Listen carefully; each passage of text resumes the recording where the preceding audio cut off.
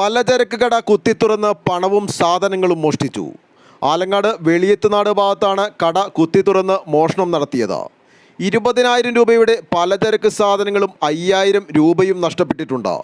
വെളിയത്തുനാട് പാറേലിപ്പള്ളത്തെ റഷീദിൻ്റെ കട കുത്തിത്തുറന്നാണ് മോഷണം നടത്തിയത്. ശനിയാഴ്ച പുലർച്ചെ 3:50ഓടെയാണ് മോഷണം നടന്നത്. ഇതിൻ്റെ CCTV ദൃശ്യങ്ങളും പുറത്തു വന്നിട്ടുണ്ട്.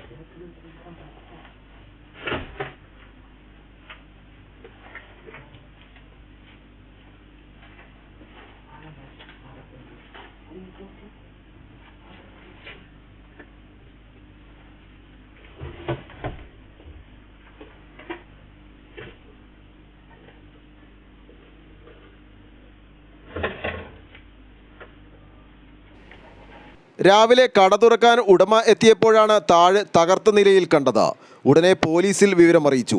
ആലങ്ങാട് പോലീസ് സംഭവ സ്ഥലത്തെത്തി പരിശോധന നടത്തി.